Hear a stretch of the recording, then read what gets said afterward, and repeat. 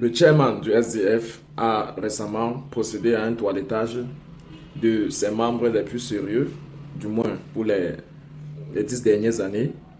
Ils sont 34 au nombre qui ne feront plus partie de l'effectif du Social Democratic Front, le parti camerounais qui a beaucoup contribué pour l'arrivée de la démocratie en 90 et qui depuis dès lors a toujours été le porte-étendard de l'opposition au Cameroun jusqu'à du moins 2013 lorsque le MRC a fait son arrivée sur le terrain politique camerounais.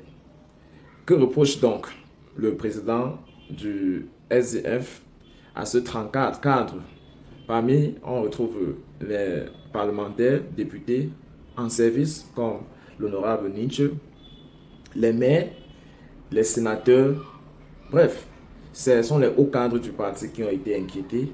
Et par la suite de cette vidéo, je vous laisse suivre les noms des concernés et retrouvons-nous derrière pour l'analyse. Liste des 34 personnes exclues du SDF avec le 8.2 par John Frou NDICE samedi au cours du NEC.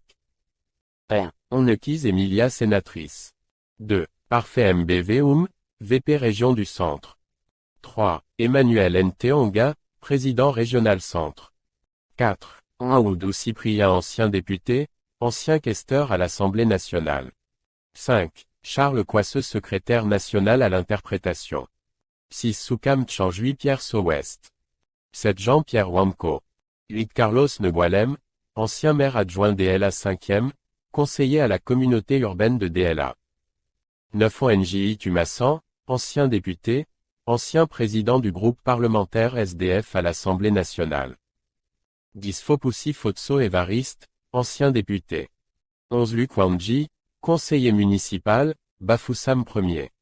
12. Augustin Tatsinkem premier adjoint au maire, Bafoussam 1er. 13. Aruna MFAM.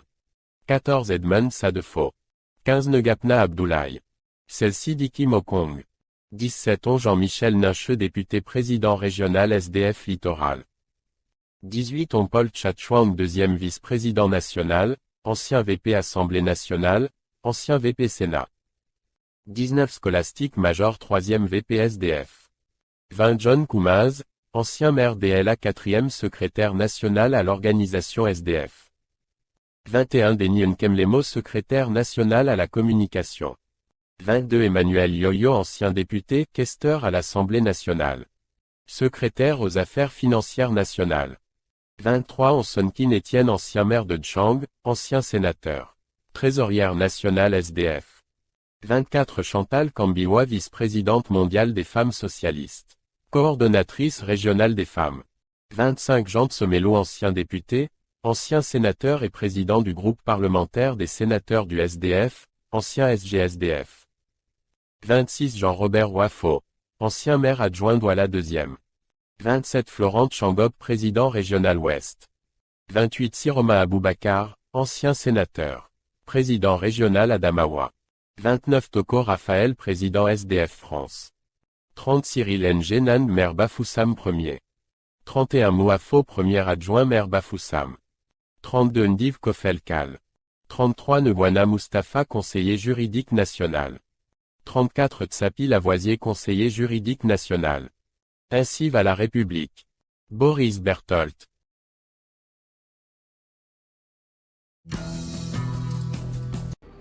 Alors, deux hypothèses se présentent pour cette décision du chairman qui respecte la loi 48.2, qui est une loi qui a été utilisée par le passé pour éloigner les concurrents sérieux de ce mouvement-là. On se rappelle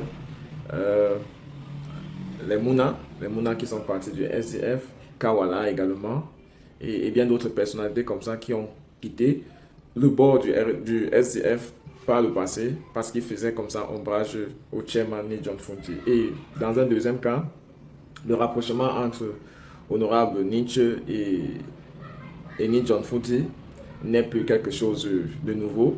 Et lorsqu'on pense que le chairman avait annoncé sa retraite politique en cette année même, et d'aucuns prévoient que cela sera effectif lors de leur prochaine convention en novembre prochain, eh bien, ils se disent qu'il fallait écarter les prétendants les prétendants sérieux qui pouvaient concurrencer comme ça l'honorable aussi Joshua, qui en ce moment est député de Vouri Est, mais également est premier vice-président de cette formation politique-là.